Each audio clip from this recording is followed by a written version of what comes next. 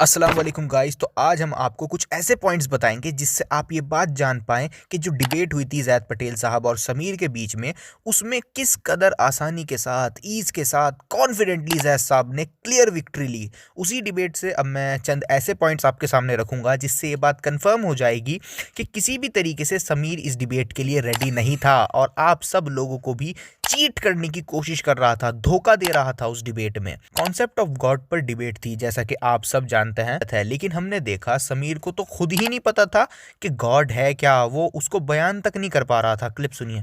मैंने कहा है कि मैं क्रिएटर में बिलीव करता हूं, बट वो क्रिएटर कैसा है मैं उसका बयान नहीं कर सकता, क्योंकि मैं नहीं समझता हूं बीइंग अ क्रिएशन कि मैं अपने क्रिएटर को बयान कर सकता हूं, समीर इसी जगह हार गया था, क्योंकि जब वो ये कहता है कि मुझे गॉड के बारे में नहीं पता और फिर वो इस्लाम के गॉड को गलत मानता है, तो ये तो क्लियर एक कॉन्ट्रडिक्शन हो गया। एक तरफ वो कहता है मैं गॉड को नहीं जान सकता और दूसरी तरफ वो इस्लाम के गॉड में कमियां निकालता है। तो इसका मतलब वो गॉड को जानता है, तभी तो वो इस्लाम के कॉन्सेप्ट को गलत कह रहा है। तो समीर यहीं हार गया था।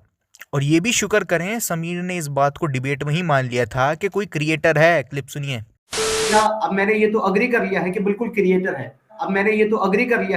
क्रिएटर है। वरना कुछ समय पहले तक तो वो किसी गॉड के कॉन्सेप्ट को मानने को ही रेडी नहीं था। क्लिप सुने। मैं अपने मन से बिल्कुल फाइनल कर चुका हूँ कि अगर मुझे ये पता भी चल जाए ना कि ये वाला रिलीजन सही है और ये वाला गॉड सही है, तब भी मैं गॉड के कॉन्सेप्ट में नहीं मानूंगा। और समीर की कंफ्यूजन यही खत्म नहीं हुई। डिबेट से 17 दिन पहले वो ये भी कह रहा था कि मैं नेचर को ही सब मानता हूँ। क्लिप सुनिए। जिंदगियां चलती है, मैं उसको फॉलो करता हूँ, नेचर को और यूनिवर्स को ही सब कुछ मानता हूँ, सोर्स ऑफ लाइफ मानता हूँ। और उसके बाद समीर ने खुद ये कहा कि ये मेरा लास्ट बिलीफ नहीं है और चेंज हो सकते हैं। क्लिप सुने। और ऐसा नहीं, मैं ये भी नहीं कह रहा कि भाई मैं सही हूँ, ये भी मैं आपको बता दूं, मैं नहीं कह रहा कि मेरा लास्ट बिलीफ है, लास्ट स्टेटमेंट है। अगर आपके पास कुछ और बिलीफ है, कुछ और रेफरेंस है, वो आप लाइए, वो मुझे दीजिए, मैं उसको पढ़ूंगा, रिसर्च करूंगा, और अगर आप सही होंगे, मैं गलत होऊंगा तो मैं मान लूंगा। और उसके बाद वो डिबेट में ये भी एक्सेप्ट करने को रेडी नहीं था कि खुदा एक है या अनेक, वो यहीं पर श्योर नहीं था। क्लिप सुने। लेकिन मैं ये कहता हूं कि अगर एक से ज्यादा गॉड है भी तो इसमें मसला क्या हो सकता है? बिल्कुल नहीं हो सकता। और इस डिबेट के डिस्क्रिप्शन में उसने ये लिखा है कि वो एग्नोस्टिक है, मतलब जानता नहीं। मतलब ये तो हद हो गई कंफ्यूजन की। और फिर उसने ये भी बोला हुआ है कि वो सनातनी है। इसलिए मैं सनातनी हूँ भाई, मेरा अपना रीजन है सनातनी होने का। तो डिबेट का टॉपिक था कॉन्सेप्ट ऑफ गॉड, और ये शख्स जितना अपने बिलीव्स बदल रहा है उससे साफ जाहिर होता है कि ही वाज अनप्रिपेयर्ड। उसको पता ही नहीं था सही गलत क्या है। तो डिबेट के टॉपिक पर एक्स मुस्लिम समीर की क्लियर डिफीट आप सबके सामने है। Fake references. जी हाँ, आपने सही सुना। एक डिबेट चल रही है जिसमें एक ईमानदार शख्स हर चीज को सैकड़ों बार वेरीफाई करके लाता है, जिसमें एक शख्स एक्यूरेट से एक्यूरेट होने की कोशिश करता है। उसी डिबेट में समीर ने झूठे, फ्रॉड, फेक रेफरेंसेस दिखाए। और ऐसा कभी कभी हो जाता है कि एक आध रेफरेंस आपने गलती से गलत डाल दिया, गलत हो जाता है, ऐसा आ जाता है। लेकिन समीर के साथ तो हद ही हो गई। इतने फेक रेफरेंसेस के हद हो गई। अब मैं आपको एग्जाम्पल देता हूं कि कैसे इसने आप सबको चीट करने की कोशिश करी। जैसे समीर ने एक आयत दिखाई अपनी प्रेजेंटेशन में, सूरा 37 आयत 125, जिसमें उसने लिखा था अल्लाह को कर्ज दो। लेकिन ओरिजिनल आयत में ऐसा कुछ लिखा ही नहीं है, कोई ऐसे अल्फाज वहां मौजूद ही नहीं है। आप पॉज करके खुद पढ़ लें। और उसके बाद सूरा 43 वर्स 3 समीर ने दिखाई, जिसमें उसने लिखा था अल्लाह को डर है कि सारे लोग एक गिरोह ना हो जाएं। अब हम एक्चुअल आयत देख लेते हैं, और ये रही आयत। तो क्लियरली देख सकते हैं आप लोग, यहाँ ऐसा कुछ लिखा ही नहीं हुआ जो समीर ने स्लाइड में लिखा हुआ है। कुछ नहीं है ऐसा बिल्कुल भी। फिर धोखा दिया समीर ने। और फिर एक और आयत सूरा 4 वर्स 36 इसने दिखाई, और इसी आयत को दो बार इसने दिखाया एक ही स्लाइड में, और दोनों की दोनों बातें झूठी। ऐसी कोई बात इन आयतों में लिखी हुई है ही नहीं। ओरिजिनल आयतों में आप खुद चेक कर लें, टोटली फ्रॉड रेफरेंस, कुछ नहीं लिखा है ऐसा। और उसके बाद सिर्फ यही नहीं है, और भी बहुत सारे रेफरेंसेस इसने फ्रॉड दिखाए हैं, जिनको जब जाके चेक किया जाए तो वहां वो बात लिखी हुई ही नहीं है। क्लियरली आपको धोखा देने की कोशिश कर रहा है। तो ये शिकस्त नहीं तो और क्या है? कोई भी ईमानदार शख्स बताए, क्या ये शिकस्त नहीं है कि सामने वाले शख्स को एविडेंसेस फैब्रिकेट करने पड़ रहे हैं एक ऐसी डिबेट में जहां आदमी आने से पहले अपने एक एक एविडेंस को 10 बार वेरीफाई करता है। क्लियर डिफीट हुई समीर। यहाँ पे समीर ने क्लियरली आप लोगों को धोखा देने की कोशिश करी।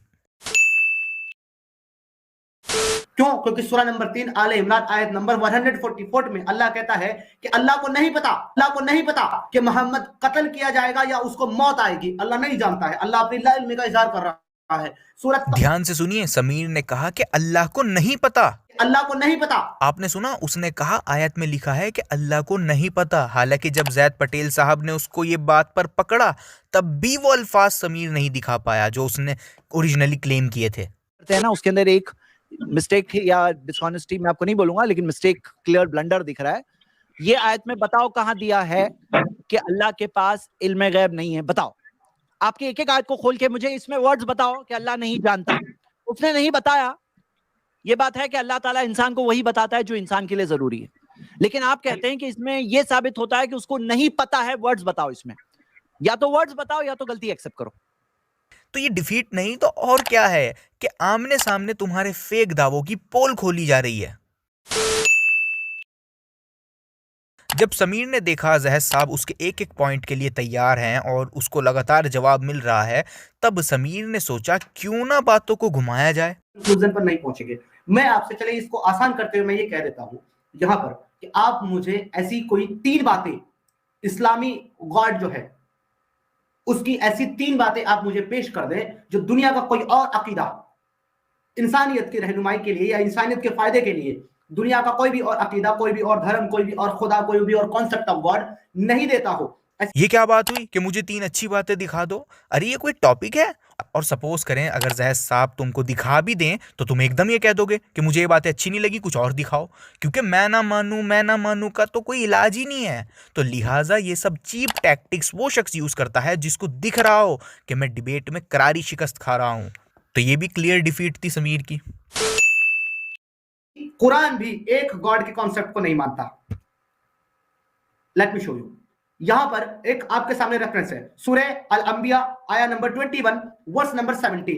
यहां पर अल्लाह अपने लिए हम का लफ्ज इस्तेमाल करता है। हम, यहां पर अल्लाह अपने लिए हम का लफ्ज इस्तेमाल करता है। ये इतना जाहिलाना क्वेश्चन था जिसकी हद नहीं है। मतलब बिना अरबिक समझे, बिना लैंग्वेज के यूज को समझे, बस एतराज पे एतराज किए जाना। मतलब राजा महाराजा भी खुद के लिए हम वर्ड यूज किया करते थे, तो क्या इसका मतलब ये हुआ कि वो भी मल्टीपल हुआ करते थे? Obviously no. मतलब ये एक ऐसा क्वेश्चन था जिसका जवाब देते टाइम जैद साहब को भी शर्म आ रही थी।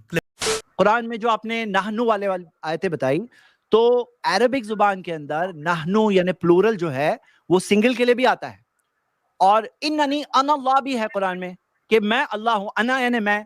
तो नाहनु जो होता है वो प्लूरल के लिए, आप जानते हैं हिंदी जुबान हम बोलते हैं कि हम बोलते हैं, तो एक आदमी जैसे किंग वगैरह हो, कोई प्राइम मिनिस्टर, हम देखना चाहते हैं, अब वो सिंगल के लिए बोल रहा है हम, तो रॉयल प्लूरल जिसे कहते हैं, तो वो इस्तेमाल है, वो कोई समझना मुश्किल नहीं है। जब कुरान में क्लियरली दिया है कुल हुवल्लाहु अहद, कहो अल्लाह एक है, तो जब ये क्लियरली दिया है, मुझे क्या लगता है ना, ये एक फेक क्वेश्चन है। मतलब एक होता है ना कभी कभार कोई जेन्युइन सवाल लगता है जो रियली इस्लाम में है, तो हम लोग उसका जवाब दे अच्छा लगता है, बट जो सवाल इस्लाम में है ही नहीं, आप ये हम का ये आपकी देखो, ग्रामर के बारे में भी है ना एक रूल है कि भाई कोई लैंग्वेज के कमेंट कर रहे हो तो उसका ग्रामर समझो, कोई एक्सपर्ट से पूछो कम से कम। इस तरह की इग्नोरेंस ये नहीं, मतलब शोभा नहीं देती है। मुझे पर्सनली ये लगता है कि ये शख्स ने ये पीपीटी खुद नहीं बनाई, किसी ने बिना रेफरेंसेस चेक करे बहुत ही पुअर रिसर्च के साथ इसको ये पीपीटी बनाकर दी है। खुद कुरान के अंदर जो है अल्लाह अपने अलावा माबूद के बारे में जिक्र कर रहा है। अल्लाह जो है ख्वाहिश और नफ्स को भी माबूद बता रहा है कि लोगों ने अपनी ख्वाहिश और अपने नफ्स को माबूद बना रखा है। सूरह नंबर 25 फुरकान आयत नंबर 43, सूरह नंबर 44 सूरह जाफिया आयत नंबर 23। इसके अलावा अल्लाह कहता है, फिर जो है ये चीज दोबारा से आ गई है, अल्लाह के अलावा खालिक और कौन है? सूरह नंबर 23 सूरह मोमिनून आयत नंबर 14। खालिकों में सबसे बेहतर खालिक अल्लाह कहता है कि मैं खालिकों में सबसे बेहतर खालिक हूं। किसी चीज का बेहतर होना तब हो सकता है जब उससे कमतर चीज मौजूद हो, और यहाँ पर खालिक की बात कर रहा है, तो बाय डिफॉल्ट अल्लाह ये कबूल कर रहा है, ये एक्सेप्ट कर रहा है कि उसके अलावा और भी खालिक हैं और वो उन खालिकों में बेहतर है। समीर ने पता नहीं क्या सोचकर ये सवाल रखा था, लेकिन हम जरूर सोच में पड़ गए थे कि कोई शख्स इस तरह की डिबेट में ऐसे आर्ग्यूमेंट्स कैसे रख सकता है। खैर, समीर की इस्लामिक नॉलेज एंड अंडरस्टैंडिंग के अकॉर्डिंग सिर्फ अल्लाह ही क्रिएट करता है। मतलब इंसानों ने जो इतना सब बनाया है वो सबके हम क्रिएटर नहीं हैं अकॉर्डिंग टू समीर। मतलब हमने फॉल्स गॉड्स के कॉन्सेप्ट को बनाया है तो ये भी तो एक तरह की क्रिएशन ही हुई। हम लोगों ने अपने मन से खुदाओं को, गॉड्स को गढ़ लिया है, तो क्या ये क्रिएशन नहीं हुई? अगेन ये सब वो सवाल हैं जिनका जवाब इतना सिंपल है कि दिमाग पर जोर डालने की भी जरूरत नहीं है। अब जो आपने कहा कि अल्लाह के अलावा और माबूद है, तो हम तो कहते हैं ना, नहीं है कोई माबूद बरहक। फॉल्स गॉड्स तो है ना, तागूत वर्ड है, कुल्लु मा उबिदा मिन दुनिल्लाह, जो अल्लाह के अलावा और जिनकी इबादत होती है वो फॉल्स गॉड्स है। तो फॉल्स गॉड्स का कंसेप्ट तो है ही। तो हाँ, लोग अपनी ख्वाहिश को भी इबादत करते हैं, गलत करते हैं, फेल होने वाले, नाकाम होने वाले हैं।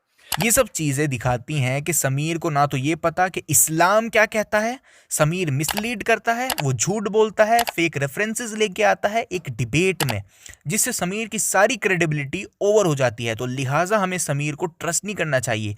और इस तरह की क्लियर डिफीट देखने के बाद मैं समीर के व्यूवर्स से पूछना चाहता हूँ, ये सब समीर के फ्रॉड्स देखने के बाद आप क्या कहोगे? देखिए, बी ऑनेस्ट, एक्सेप्ट करो कि समीर ने झूठ बोला, मिसलीड किया, उससे जाके कहो। अगर आप ऑनेस्टी नहीं दिखाओगे तो इससे पता चलता है कि वो ये सब हरकतें आपकी वजह से करता है, क्योंकि आप झूठ बोलने पर उसको कुछ कहते ही नहीं हो। तो बी ऑनेस्ट।